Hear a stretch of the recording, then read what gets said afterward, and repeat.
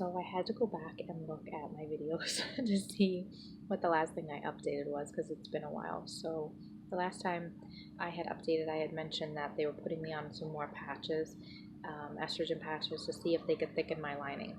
So after another so many days of the patches, we went back and I had stalled. My lining hadn't thickened, and my girlfriend and the doctor had discussed what they were going to do, and they decided to push me into a period. So they gave me a 5-day medicine that once I was done with it, my body started a period cycle, menstruation cycle, and then we started a new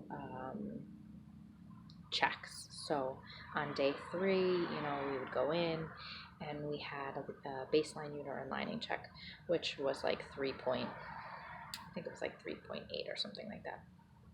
So we went back 2 more times, and I went from 2 patches, 4 patches, 6 patches. So now I'm on 6 patches of estrogen. I still take the 5 units of Lupron in my belly. And I went this morning. Last week, 10 days ago, I went and my lining was 6.2 or something like that.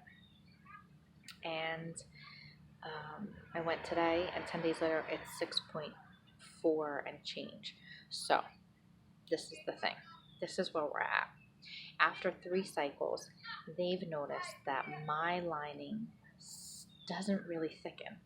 So even the last cycle that we transferred on, the first cycle that we transferred on, a different doctor measured my lining and came up with a thicker number.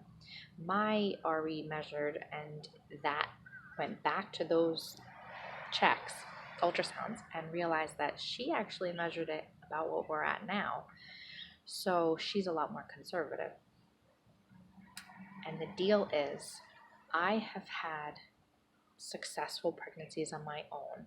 We have no idea what my lining was for those because I was getting pregnant naturally on my own.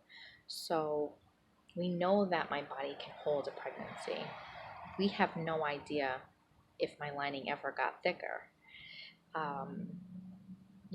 Some of these women are saying their linings are like 14 millimeters. Mine's not really getting past 6.5.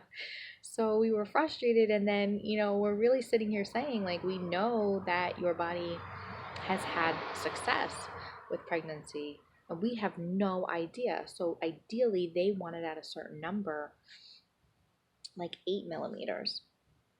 So here we are. I'm at 6.4, and they've decided to go forward with keeping me on the estrogen. And then today is the 30th of March, and we're going to transfer on the 8th. We transferred the last time, and the embryo took and implanted, and in the end we did have a loss, but the implantation and all of that was successful. So we are going to stand in positive thoughts and prayers that this one will do the same thing. Now I am going to take it extremely easy and not stress out my body in any way, and keep it so status quo in order to give the baby the best chance of implantation and growing. But we did get a go. So the 8th we will transfer.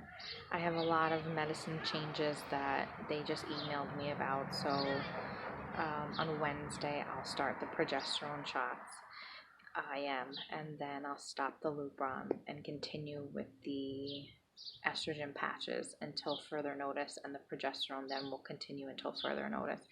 And I do have to take a 3-day antibiotic again, same thing as the last transfer, and a Metrogel suppository and stuff like that. But it was basically setting us up for the 8th, and then I have to go in the Saturday before, so that's a Monday. So the Saturday before I will go in and have another ultrasound done. And I'm like really excited and anxious and nervous and all of those like Like I'm excited that okay, we were at this point where they're like approving us to go forward, but you know, any of this is also backed by a lot of anxiety.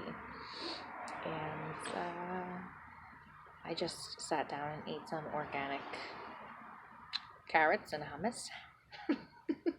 I'm like doing everything I can to behave myself and eat healthy, and um, yeah, so definitely a little anxious but excited. So I wanted to give an update, and that's really it. There's not really any more. I mean, it seems like there was a lot going on, but in the grand scheme of things, you didn't miss much.